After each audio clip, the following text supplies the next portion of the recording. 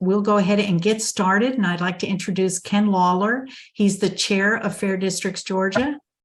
And welcome, Ken, and lots of great content tonight. So this is take notes because there'll be plenty of time for questions at the end. And this is the kind of information you may want to dive deeper into even after our town hall. So thanks, Ken. Well, thank you, Beth, very much. And thanks, everybody, for coming. Beth, you did not receive a proper introduction tonight, so I will do that and say that Beth Stevenson and her husband, John Stevenson, are the chairs of our mapping and analysis. I call them the research committee. They do a tremendous amount of work. John, in particular, was instrumental in gathering all the election data from every race in Georgia for State House, State Senate, and Congress, mashing it into our massive 20-year history spreadsheet and helping me crank out these numbers you're going to see tonight. So thank you, Beth, for hosting, and thank you, John, for your behind the scenes work. John will be monitoring the Q&A, the chat for questions and answers. And so if you have questions as we go through, you can note the slide number and feel free to pop your question in the chat, and we will circle back and get to as many questions as we can. So I think, Beth, you set the table correctly in terms of what we really want to do is figure out here, how did the maps affect the election? These maps were drawn with a particular political outcome in mind. And we want to take a look and see, did gerrymandering really affect the way the election came out in Georgia, right? So I'm going to walk you through a presentation that, looks at that question. And we're going to look at that question for the state Senate. We're going to look at that for the state House, and then we're going to look at Congress. Now, in Congress, we're going to look at Georgia's delegation, and we'll have just a couple remarks about how the nationwide congressional outcome, the U.S. House overall, turned out. Still, the jury's a little bit out on how gerrymandering affected that, but we have our opinion having seen it act in Georgia. So I'm going to walk you through those sections, but I'm going to start by looking at the overall perspective on the election in Georgia. This slide is a slide we have used in the past, and we've updated it to talk about the statewide vote share between the two parties in Georgia. And the message of this slide is that, for the last 20 years or so, we've had this sort of dominated state by one party. But starting in 2018, we arrived in what I call the swing state era, with the very close governor's race that year. Last cycle, it was the presidential race and the two Senate runoffs. And of course, this year we had a governor's race and the Senate race. And we're still, I think, in this what I call the swing state era. The two top races were obviously divided. The Republicans won the governor, and Mr. Warnock, Reverend Warnock won the Senate race. And so there's still, I think, within what I call the swing state, sort of a competitive space, which means that for statewide races, we're still pretty competitive. The question is, what happens when you look down at the individual districts inside the Senate, House, and the congressional? And you'll see that the story is not quite as positive when you talk about competition. So let's just keep this perspective in mind that we've come out of this period of time where we've had sort of one-party dominance. And of course, you look back before 2000, we had one-party dominance for 100 and some years. So we've had this situation where Georgia has been a one-party state, but now we're in this lovely place called swing state. And that's why there's so much attention on Georgia nationally about our election outcomes. And so that seems to have continued during this election. Now let's look at the state Senate and understand what happened in terms of the map of the state Senate. So I want to go back to the work we did a year ago with Princeton Gerrymandering Project and what we talked to the legislature about in terms of how were these maps designed? What were they trying to achieve in the first place? And then we'll compare that to the election. So on this chart, we talk about a couple things. We talk about the partisan lean of the map, and we talk about the competitive districts. So reading from left to right, that in the state Senate, the Georgia State Senate, we have 56 seats. The partisan lean coming out of the 2020 election was 34 Republican, 22 Democrat, or that's like a +6.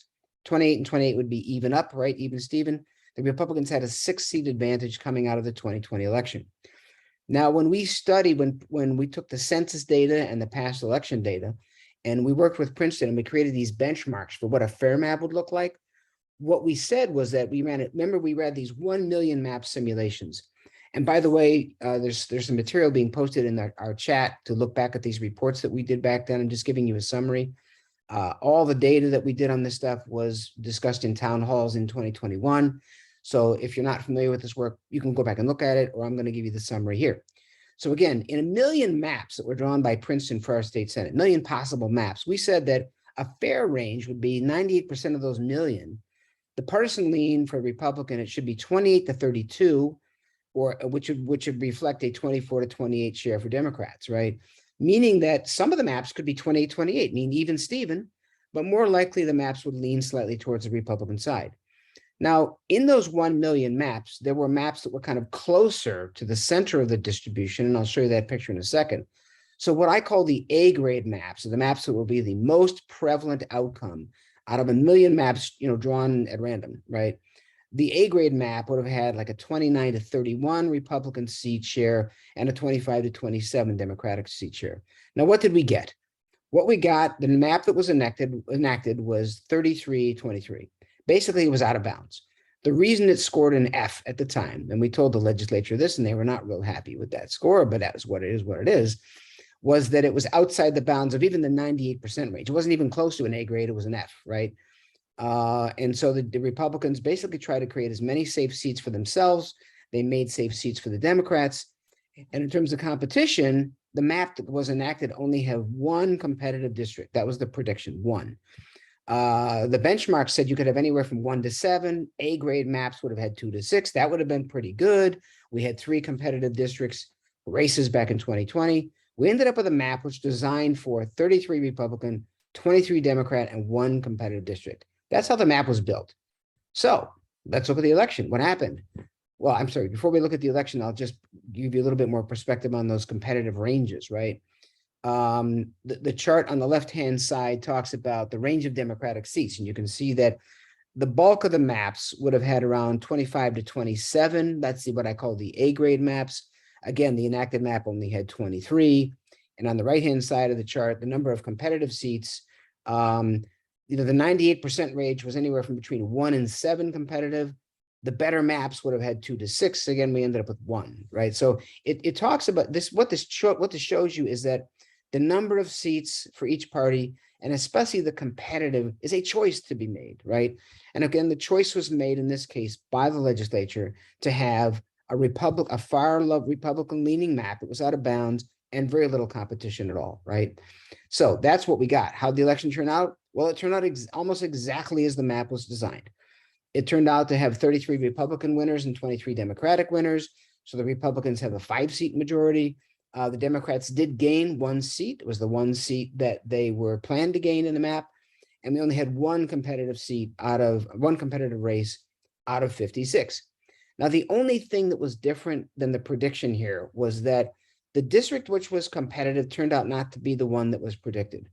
I'll show you the next chart, which is the original prediction was that Senate District 48, which is a district that was pretty heavily reconstructed. And some people feel very unfairly to the sitting senator in that district from Gwinnett Johns Creek area. But that district was predicted to have a partisan lean of about 52.9%, that third column in the chart. And so that would have been in the competitive range. To us, a competitive district is 53.5% or less win. So it's plus or minus 3.5 points from 50. So that district would have had 52, or we predicted that district would have a 52.9% win. It actually had a 54.3. So it leaned a little bit more Republican in the actual voting than what we thought. But then Senate District 7 turned out to be more competitive than planned. We thought that district would have about almost a 58% partisan lean. The vote turned out to be 52.8. So again, within the 53.5. So the bottom line for the Senate map is that what we saw was, right, 33 to 23 was the outcome with 1 competitive race. And that's basically how the map was designed, right? So again, disappointing in terms of the competition, of course, but the map had the desired effect in terms of the way it was drawn. You put this into context, right? Look at we're looking at the swing state era, the 2018, 20, and 22 cycles, right?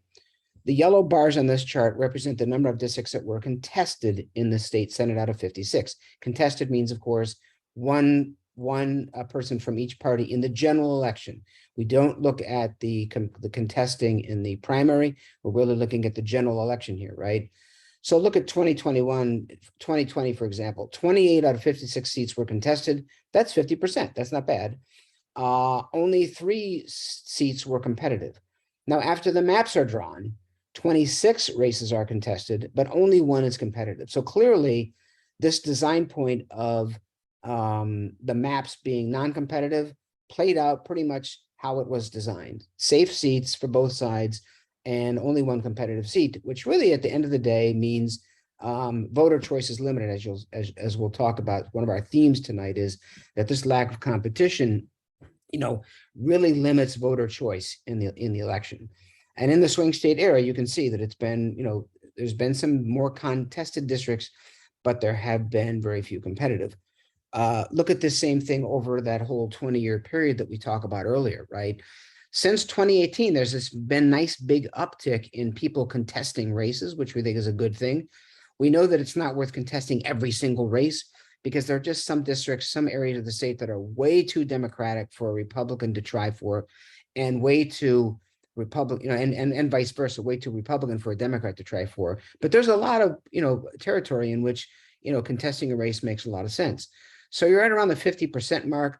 I'll just share with you that nationally, typically across the country, the number of districts that is contested is for state legislatures is typically more like 65%. So Georgia's still low in terms of the number of contested races, but the competition is still way low. The green line at the bottom, we're way down in the less than 5%. This year in 2022, obviously it was just that one race out of 56. So that's what, less than 2% basically, right? So competition really is lacking despite the efforts of people to contest the races in the state Senate. And that's how the map was designed. So it's unfortunate. We're going to head on to the state house. We'll tell you the same story for the state house. Picture's a little bit different, but it's the same basic theme, right? So let's talk about how the map was designed. Again, the partisan lean coming out of the 2020 election, the balance in the legislature was 103 Republicans, 77 Democrat. Now that's out of 180. So think about this, in 180 districts, 90-90 is an even Steven. So that meant that the Republicans at that time had a 13-seat margin. So they were plus 13 and the Democrats were minus 13. Now, when we do the 1 million maps, we said, this partisan gap should narrow. We know that this partisan gap should narrow because that voting preference line that we looked at on the earlier chart, the very first chart I showed you, has been trending towards the competitive zone really since 2004. And so the partisan gap should have narrowed. And with all the demographic changes in Georgia in the census, right, we know that those demographics are driving voter preference changes. So we said, we think the partisan gap should narrow. And in the 1 million maps, we said the partisan gap should look like maybe 92 to 99 for the Republicans and 81 to 88 for the Democrats, right? That would be a narrower range. The A grade would be even firmer, sort of in the middle of that. It would be 94 to 96 for the Republicans and 84 to 86 for the Democrats, right? The map we got a B grade. It was 98 to 82. That's how the map is designed, to create 98 Republican seats and 82 Democratic seats. So the map was designed basically for Democrats to gain about 5 seats from the 103, out of the 103 that the Republicans had before, right? But again, the A grade so it got a B grade because it was within the range of the 98%, didn't get an A grade, it just was outside the bounds of that center point of the distribution. Now, from a competition point of view, we had 15 competitive races in 2020. The benchmarks told us it could be anywhere from 9 to 22. The A grade maps would have had, 11 to 20. We only got 7. So again, this was designed for safe seats. That's what this map was designed for. Gets a B grade because it's within the 98% range of the 1 million, but competition was very clearly lacking in this particular map. That was our perspective. So let's again show you the picture that you can see what those ranges look like, right? So on the left-hand side, the range of Democratic seats, again, it was within the enacted map. The red line is at 82. It was within the range of the 98%. We kind of missed the A range, the A grade by 1. If we had been just one district closer to the more prevalent cases, we would have had an A grade map. The enacted map on competition, however, you can see it's really an outlier, right? There were plenty of choices for more competitive maps. The A grade maps would have had 11 to 20. We got 7 competitive seats designed into the map, right? So again, this represents a choice. This was a choice to create safe seats, minimize competition, and give the Democrats some chance to gain ground, but not draw even, of course, because the state isn't there yet. So what was the election? The election result? Well, the election result was a little bit of a surprise. Instead of 98-82, the Republicans won 101, and the Democrats won 79. So that instead of being a +8 for the Republicans is a +11. The Democrats did gain 2 seats. However, competition-wise, it was much less competitive than we thought. Again, with a 53.5% competition benchmark, right? Only 4 races turned out to be competitive. So with 180 districts, there was a little bit more kind of puts and takes on this. I'll show you a couple charts that talk about, what can we understand why this happened. Now, we in fair districts do not advocate for any particular candidates or parties. We don't say the people that won shouldn't have won. We do not get into that into any electioneering or supporting candidates or parties. We're simply observing the results and trying to understand how did the map drive the results, right? So again, that's the election result. It's 101 to 79 and only 4 competitive races. Now, out of the 180 House districts, 86, just slightly less than 90, slightly less than 50% were contested. What this slide is showing is against the, how did the vote turn out compared to what the map design thought? So the way to read this chart is the green line in the middle would say that if every one of the districts that we predicted the partisan lean for, if the vote had turned out exactly as predicted, then all the districts would lie on the green line. But that, of course, isn't going to happen. So if you look at the first column of this chart on the far left-hand side, the Democratic leaning districts. So out of those 86, something like maybe a little less than half leaned to Democrats. The district, when you look at comparing the vote, the result of the election to the way the district was leaning from a map design point of view, right? Some districts turned out to be voting much more strongly leaning towards the Democrats, like the most Democratic leaning district was probably, 12% more Democratic than the map predicted. The least leaning one was probably 5% less. But the middle 50%, which is kind of how you look at where the bulk of the election results came out, the Democratic vote leaned just slightly more Democratic than the map predicted, right? If you look at the middle column on the Republicans, the Republican middle 50% is slightly farther off the 0 mark. So the vote leaned slightly more Republican. Overall, what you could conclude from this chart was that the vote in these 86 contested districts leaned slightly more Republican district by district than the map would have predicted. We're not saying that's an error of any kind. We're just observing that may be affecting the way the election outcome, how the election outcome turns out. And if you look at the specific list of the competitive districts, I won't go through every one of these in detail, but let me just share with you that the top 7 districts on this chart, where it says predicted competitive in the 4th column, these were the 7 districts that from a mapping perspective, we predicted would be competitive, right? Now, our prediction was based on, all of our predictions for partisan lean of districts were based on a 3-election index of the 2018 governor's race, the 2020 presidential race, and the 2021 runoff between Warnock and Kelly Loeffler. Okay, so we chose 3 elections to be representative of how that district would have voted had that district been constructed that way for the last 3 years, right? So we said, okay, we think there could be 7 competitive districts. 4 of those competitive districts were the blue ones, Democrats, and 3 were Republican. So how did those 7 districts turn out in the election? Well, 3 of them did turn out to be competitive. That's the next column over, competitive 2022 vote, HD 105, HD 53, and HD 117. 3 of those 7 turned out to be competitive. HD 128 was designed to be competitive, but actually was uncontested. So the incumbent actually walked away with 100% victory on that one. So we don't know how that one would have turned out had somebody contested it. But again, out of the 7, 3 of them turned out to be competitive. There were some unexpected Republican wins in there in HD 53 and 99, the second and the third one on the list. Again, it was in the competitive range. No surprise that a Republican might have taken that one, taken those two, because it was pretty close. And you can see that the vote leaned a little bit more Republican in those districts, right? Obviously. The last two districts on the page, 154 and 108, were kind of competitive surprises. HD 154 was a district that was not predicted to be competitive. We thought the partisan lean was 54.9%. It turned out to be the mirror opposite. It turned out that the election was a 56.5% win for the Republican. So that was an unexpected Republican win.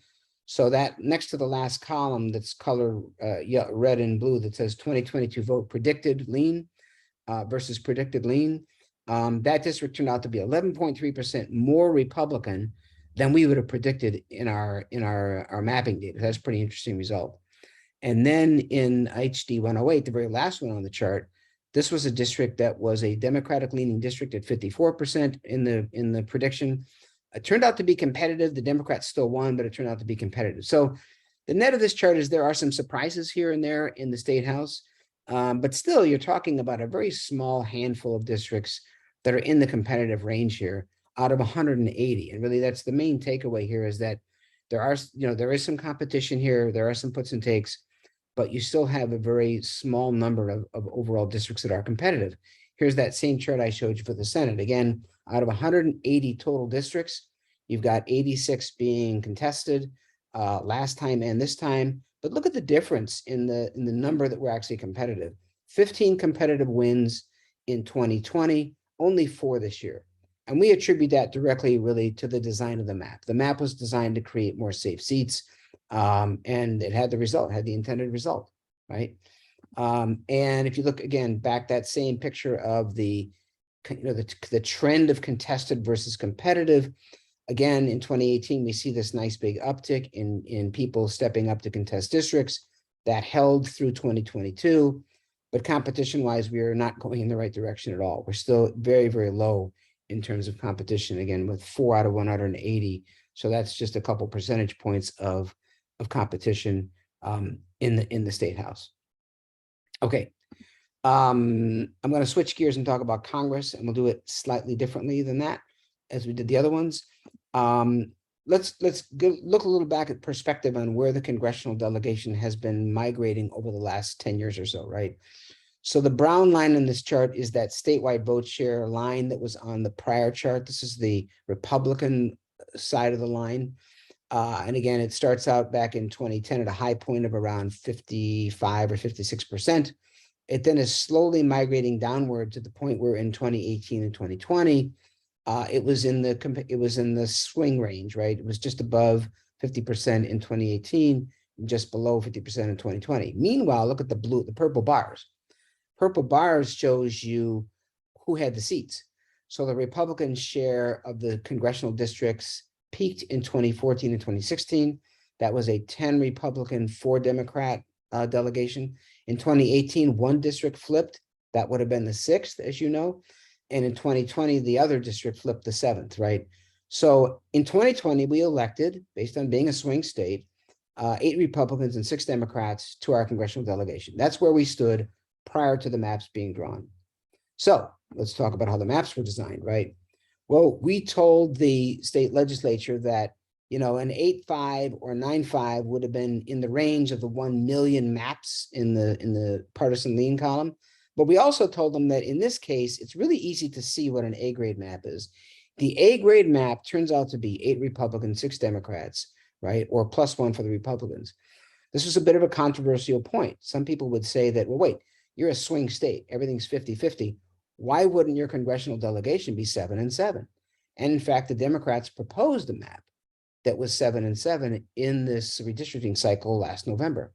But we said, because of the way the population is distributed in Georgia, because Democrats tend to cluster in cities and Republicans are more spread out, there is a natural advantage. There's a natural political geographic advantage to Republicans.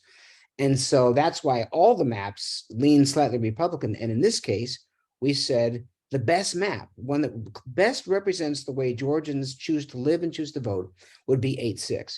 What did we get? Well, we didn't get that. We got a 9-5. Okay. That map got a C because 9-5 was within the 98% range, but it was not very good in terms of competition. There were no competitive seats designed into that map. We told the legislature that, statistically anywhere from 0 to 3 competitive would be good, but we did something extra in this particular case. Princeton, they had a group called the Mapping Corps. These were experts that did maps across the country. And we asked Princeton, we said, could you draw us some maps for our congressional district? So they did that. They produced 5 sample maps that were A-grade maps. They were 8-6, 8 Republicans, 6 Democrats, and they all had between 2 and 5 competitive districts. So we told them, I was the one who testified on this particular point, the legislature, and I said, look, we want an A-grade map. And we know this is possible because citizens from elsewhere drew these maps. So why can't we have 8-6 and 2 to 5 competitive districts? We got 9-5 and 0. Well, how did the election turn out? I think you can guess what I'm going to say next, right? We had 9-5, 9 Republicans and 5 Democrats, and 0 competitive races. So again, the plan worked. The Republicans flipped back the 6th district as planned. And so there's gerrymandering at work for you right there. Is one district was unfairly turned back to the Republicans as a result of the way that map was designed. And if you look at the detail race by race, which I'll show you here, you can see that they all played out pretty much as expected. The only district which was even close to being competitive was the 2nd. This was the district down in Southwest Georgia where Sanford Bishop is the incumbent. There was some speculation that this district was going to be more competitive. We projected the partisan lean at 55.5.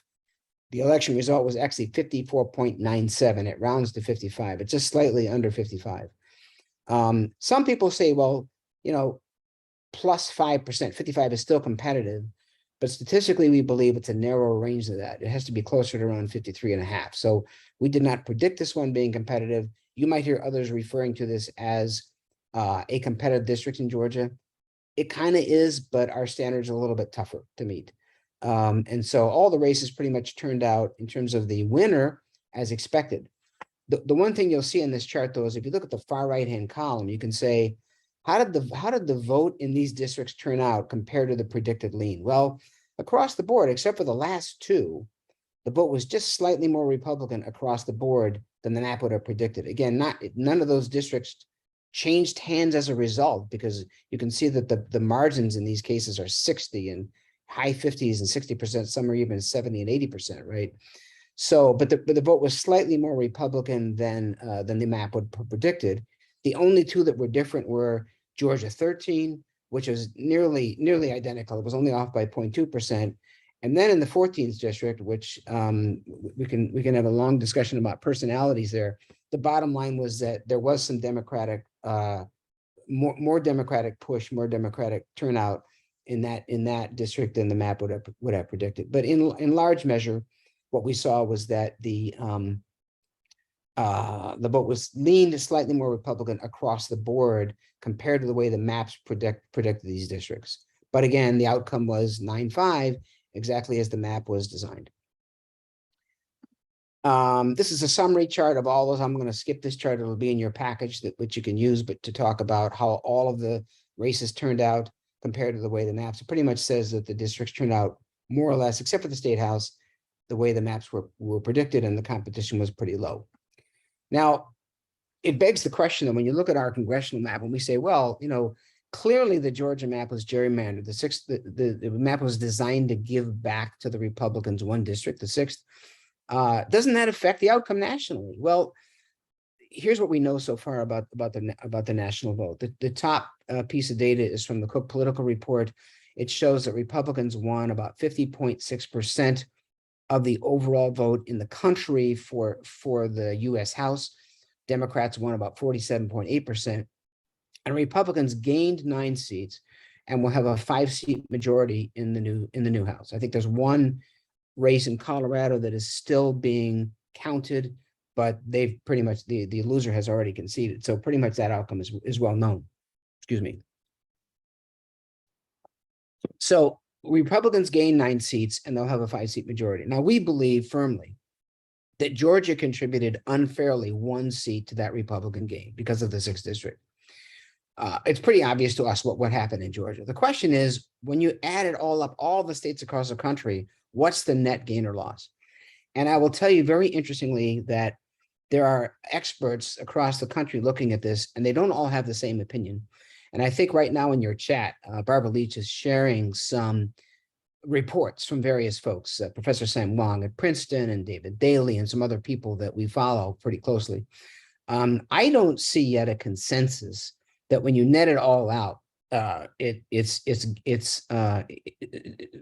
gerrymandering had an effect. My gut feeling is it will turn out that it did, because Georgia very clearly had one seat, Alabama had one, Louisiana had one, Illinois, there was Democratic gerrymandering on the other side that pushed them to the other side. If you build a scorecard and you add it all up, there's at least one of those reports that says, all right, it's about 5 seats. Now, again, they don't all these reports don't agree, so I wouldn't, hang my hat and bet that that's the right answer. But if 5 to 6 seats out of the 9 gained were in fact gerrymandered, it's very interesting, because when you have your U.S. House now this close, and it's been close, it's flipped 5 times since 1994, which is pretty in the history of the U.S. House flipping. Prior to 1994, I think it was very low turnover in terms of the whole House flipping, changing hands. But it's done now that this is the 5th time since 1994 or 5, I think it is. When it's this close, then gerrymandering does make a difference. Everything makes a difference. It's how close the vote is, how people turn out to vote, and it's also the way the maps are drawn, right? So we're going to be very interested to see how these national experts decide what the verdict is here. My personal opinion, and I'm not a national expert, is that definitely gerrymandering contributed. We'll have to see what the scorecard looks like. So we're very interested to see how this turns out. But I would say that we wish Georgia had not unfairly contributed to this. We wish that it would have been drawn fairly. And obviously that would have affected the outcome by 1 seat here. Okay, so we've looked at all the maps. I want to talk now about, one of the main themes here is the fact that we have very little competition in Georgia. I want to look at it from a voter's perspective. So if you were a voter, and I trust that all of you on our meeting tonight were voters, but 3.9 million people voted in this election in November, right? The governor, and this chart shows by each of the key races, the green bar are the competitive races. In other words, less than 53.5% wins. The yellow are races that were contested, but not competitive. So again, the entire U.S. House, we say, was all contested. They all had at least one Republican, one Democrat in the general election. But again, none were competitive by our standard. And then the blue are areas where there was no contested races at all. So think about it this way. 3.9 million people voted for the governor and in the Senate race, right? If you look at the state house, how did those 3.9 million people fare when they voted? Well, 5% of those people, starting at the bottom of the chart, actually voted in a race that turned out to be competitive, right? 45% of those people voted in a race that had at least 2 competitors, so a choice. But the outcome was more or less predetermined because they were not competitive races. And then 42% of those voters, 42% of those 3.9 million people voted in races that were just not contested at all. And as a result, 334,000 people didn't bother to vote down ballot in the state house race. And the numbers for the state Senate would be very similar. I'm just illustrating the House here to say there just is very little real choice here. And one of our biggest complaints about gerrymandering is that it's all safe. It's many times it's safe seats, and the maps are designed to reduce competition. And this shows how it impacts us as voters in Georgia, right? So again, this is something that we think needs to be changed. And we'll tell you that if you remember the poll that we did in our September town hall, we talked to you about our poll. And the most interesting result from that whole polling exercise was that across all political parties, voters in Georgia by a huge margin want competitive election. They want competitive districts in the election maps. And as you can see, we don't have them. So this is to us a big mismatch between what voters expect and to what voters want to happen in Georgia redistricting and what does happen in redistricting. And now we have proof from this election that in fact, competition really suffers under the way these maps are drawn.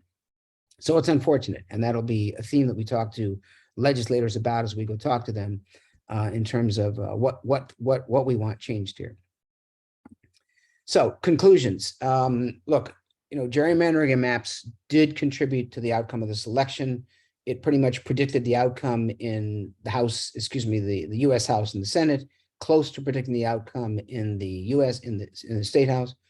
The good news is that we have the tools and data to measure the real impact. We can show ourselves, we can educate the public, we can show the media, we can go talk to legislators and say, here's what happened. Here's what your maps did. We have that data. We have the same tools everybody else, that the legislators have. This allows us to educate and empower folks like you to advocate for change. We are armed with actual facts. We're not just waving our hands saying this is a big problem. We have facts to prove it, right? We are going to continue this fight to reform redistricting. We will be down at the legislature next year. We will be advocating for legislation. We've already had one newly elected legislator reach out to us and say, can I file a bill with you? And we've already talked to that person. So we're going to continue to fight for this. We don't pretend this is going to get solved in the short term. This is going to be a long-term fight. But the more data we collect, the more we can talk to folks like you about how the maps, the redistricting affects your voting in the election. We think it'll make people even more interested in helping us solve this problem. What you can do now? Well, look, we are continuing to ask legislators to take the Fair Districts Pledge. We had about 50 some folks take the pledge. A good chunk of those got elected. We're still way short of having, every state House member and every state senator having taken the Fair Districts Pledge. So you can help us by reaching out to your newly elected legislators, sharing this information with them, inviting us to help you do that, and ask them to take the pledge. The pledge really is about a set of principles that will allow us to make redistricting more fair. The pledge does not say, vote for this bill in the Senate or the House. We don't have a specific piece of legislation in the pledge.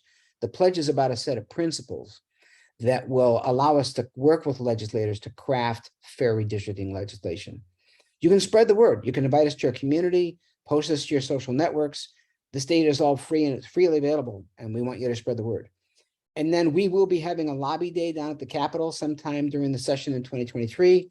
That has not been scheduled yet, but you are welcome to come down and join us and meet with your legislator.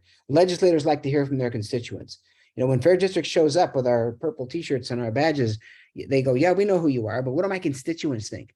So the more people who come who are constituents, who we can help you go in there and have these conversations, the better off we are in terms of having this conversation.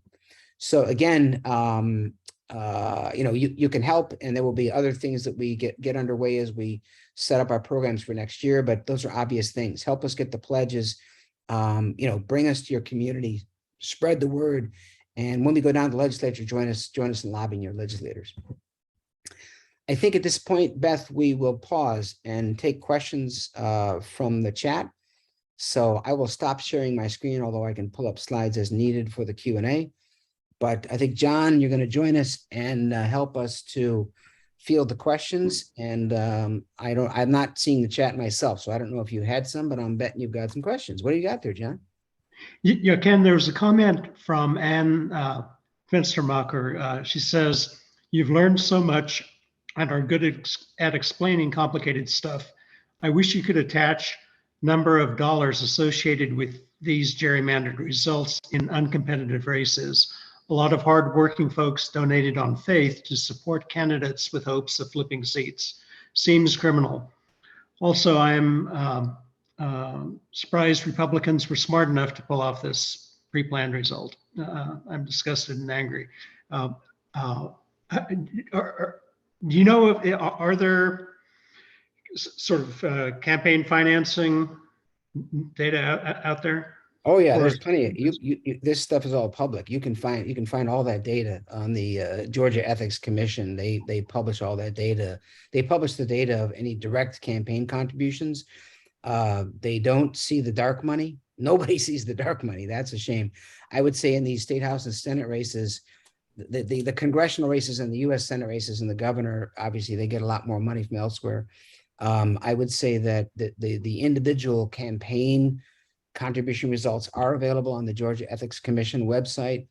You can look up by campaign, who got what money, and you can even see who contributed. That's not something that Fair Districts has been involved in terms of looking at the money ball, if you will, of where the money's gone. It's kind of, although many of us personally feel that the problem of excess money in politics is a problem, it's not a problem we're trying to solve. There are other people working on that. So we probably would decline to to try to publish that data? I mean, it's an interesting question. I think it's a very interesting question, but it's not, we don't get involved in the money question. I think the second part of her question, well, she said she was angry and disappointed. I can't remember the words there, but Surprised the Republicans were smart enough to pull off this pre-planned result.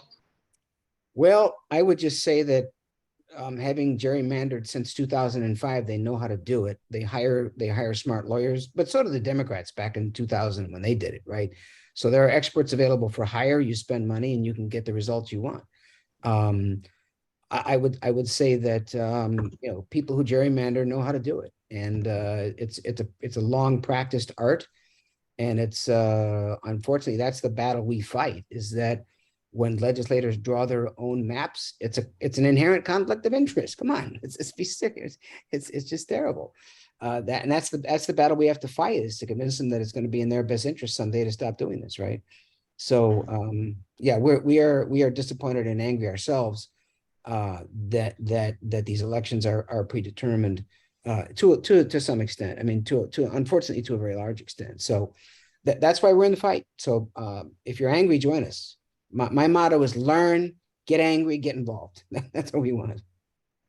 So speaking of getting involved, there's another comment, this one from Karen and Bruce Mankey, and it says, it appears that the more competitive the state becomes statewide, the more fiercely the majority in the state legislature engages in gerrymandering. What might change this conundrum? That's a really interesting point. We think that at some point, the partisan gap is narrowing, but very slowly in the state house and the state senate, right? And it's narrowed a lot. If you look back at 2012, for example, when there was that big gerrymander, the partisan gap is narrowing slowly, and it's narrowing because of demographic changes, and those demographic changes are driving voter preference changes, so it's more even. At some point, what we think is going to happen is that one of the two chambers could flip. And when you have that point, you're at a very interesting point in time, because all of a sudden, and let's imagine that this happens before 2030, cross your fingers, we don't want to wait that long, right? But if it does, now both parties have a stake in the game of trying to be fair, because they don't know which party is either you're going to have divided government the next time the districts are drawn, and you have to cut deals with each other, or one party might end up taking over. Let's imagine that right now we've got Republicans in charge. Maybe the Democrats come in big, and at some point in the future, they're poised to take over. We don't know if this is true or not, but let's imagine that would be true, right? All of a sudden, what happens, and we've seen this in other states, is that when one party is swinging into power and the other party is swinging out of power, the parties all of a sudden get really interested in coming up with a fair system, because they don't know whether they are going to be in charge next time, right? And so our strategy, to be honest with you, is to be prepared for that moment, is to have the right legislation crafted and on the books. It's to educate legislators on both sides of the aisle as to what fairness means, what's the best way to do this stuff. And we've got a lot of education to do, because right now the incentive is to gerrymander, right? The incentive is to draw them, put your thumb on the scale. So that moment of divided government really is a really interesting inflection point, and we're not going to be here predicting when that happens. But there are people in the state who are predicting that that's going to happen. And we're just going to have to keep an eye on it and see, but we just want to be ready for that interesting moment in time. There's an excellent question from Mary Lazarus, who points out that this is still a problem in cities where they are finalizing the districts within a city, all done by the same group as legislature, and they are making non-competitive districts. So in terms of short term, even though the redistricting cycle is finished for the state house, state senate, the U.S. Congress, a number of municipalities are in the process of redistricting. Can you speak to maybe some more immediate action that people can get involved with? Sure. I think that I think getting involved with redistricting locally is a really good way to get started. And we think that some of the redistricting principles in our pledge could easily apply to what happens in your county commissions. Again, many of those were done last year. I know that John, you and Beth are currently working with Common Cause on a project to inventory all this activity and look at the cities, right? So we at least understand where they stand, right? And that will, as that inventory proceeds, we'll publish that data. But I think advocates who want to get involved can talk to their city commission, their city councils, and get them to pledge being fair about this. Now, some city councils have at-large seats that doesn't apply. I don't know to what extent city councils in some areas are even nonpartisan. I just don't know the answer. Maybe John, you've seen enough of that in your study to know. But I think getting involved at the city council level would be a great way to get started. And you can apply some of these same principles in terms of getting the council members to pledge, to have independent experts check the maps, to apply neutral principles. And there's a lot of tools out there that we can point people to if they want to get involved, where they can look at the maps that are being drawn up and actually evaluate them for partisan balance, and even for proper representation for minorities. That can be done in Days Redistricting and some of the other tools. So we'd be happy to support folks who want to do that. That I think it's a great way to get involved, actually. There's a question from Liz Barrett, who asks, is there any interest support for nonpartisan mapping entity? Well, Liz, welcome. Hi. Yes, there is, by us for sure. I mean, we have proposed, and it's been actually introduced in the Georgia legislature many times, an independent citizens commission to do this. As 7 other states now do it that way: Colorado, Michigan, California, Arizona. They've all proven that this works. And in fact, those states that had independent citizens commissions across the country, their maps were scored much better by Princeton Gerrymandering Project than other states like ours, where it's legislatively driven. Or you have states like Ohio, where the commission is actually still politicians. It's the governor and the secretary of state and so on. And Ohio's had a miserable failure with their commission model, even though their constitution says you got to be fair, right? So there is definitely interest. It's something that we have proposed. There was a bill introduced in the last legislative session. It's actually been introduced several times. It is being introduced again. That one legislator I mentioned is going to introduce that bill again. And I'm sure that it'll probably go in both the House and the Senate. It probably won't get a hearing because it's difficult. The challenge with the Independent Citizens Commission model is that it requires a Georgia constitutional amendment, because the Georgia Constitution says that the legislature shall draw the maps, basically. That's not the right language, but it's delegate, that task is granted to the state legislature. So to change that, you have to introduce a constitutional amendment. Now, there's a couple ways to skin the cat. One is to have the constitutional amendment go through, which requires, again, 2/3 of each house and then a vote on the ballot by the citizens. That's going to take a long time.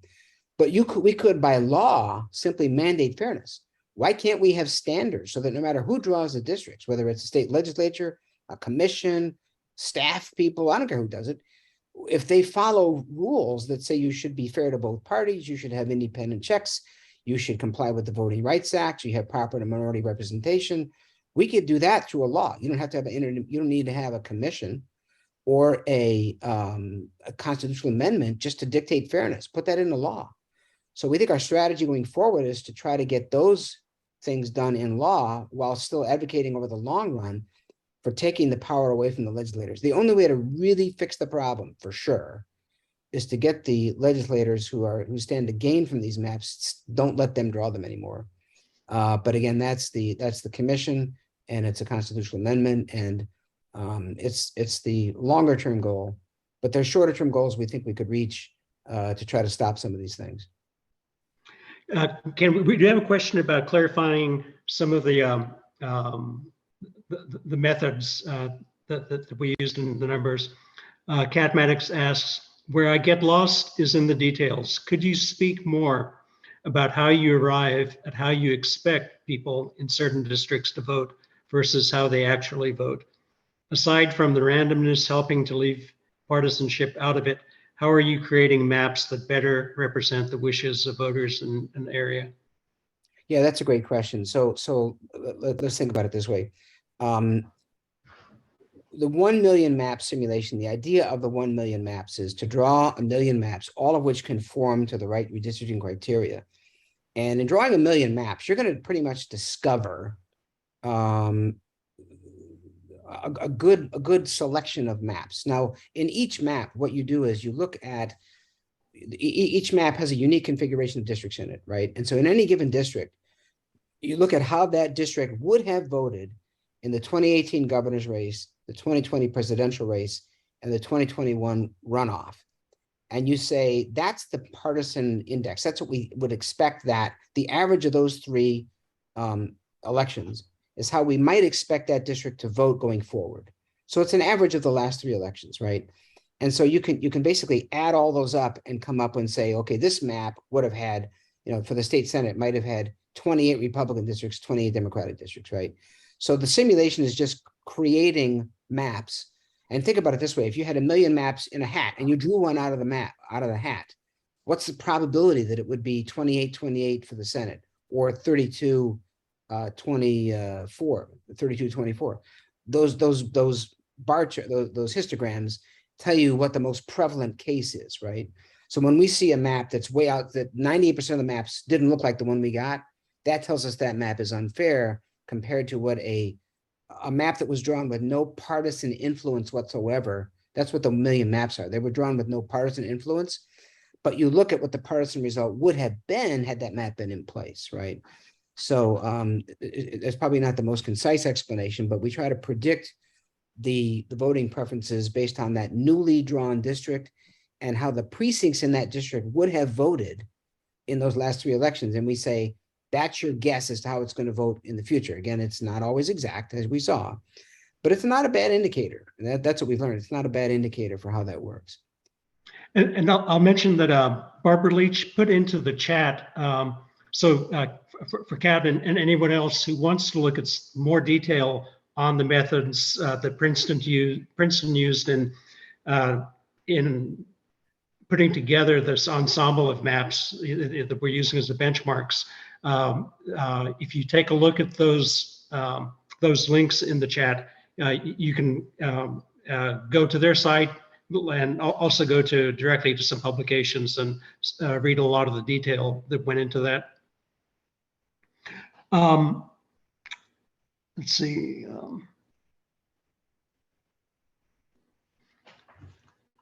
Sorry, let me scroll down here.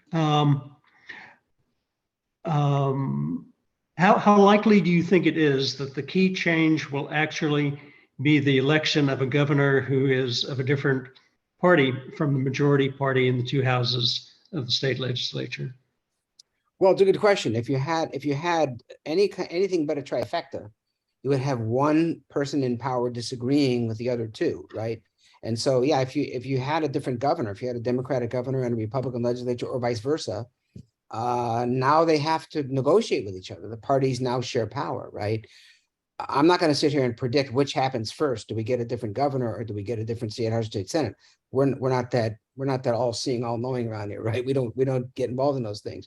But that is another avenue towards fixing the problem, is if you elect a governor of a different party, and you have anytime you have divided government, they have to share power, then you can have real negotiations, all right? I mean, then you have the basis for talking about fairness. I would say that if that were to happen, we would absolutely make a call on our new governor and say, hello there, let me introduce who we are and what we want, right? But that's another angle to solve the problem. And I think we have time for just one more question. And the last one is, does the group have a position on the potential legislation to make the runoffs instant? I don't think we do. Instant runoff or ranked choice voting is a fascinating idea. I personally think that Georgians are getting tired of this, and I think that this 4-week runoff is a crazy idea. But our group, as an organization, we have not taken a position on that method of voting. So I would say officially the answer is no, the group doesn't have a position. We are certainly aware of the folks at Better Ballot Georgia that are working on this stuff. Their work is pretty interesting.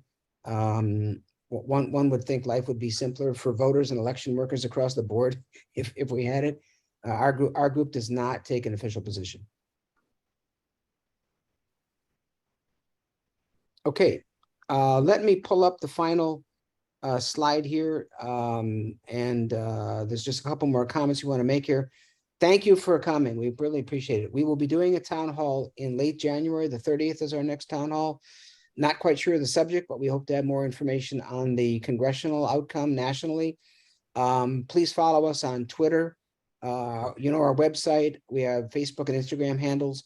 And again, we want to thank you again for your support. We know people do donate to us from time to time. Your support made this program possible. We appreciate your support and we'll appreciate it in the future. So again, I want to thank everybody for coming tonight, and we'll see you again. Have a good holiday, everybody, holiday season. And we will see you again at the town hall on January 30th. Thanks for everybody for coming.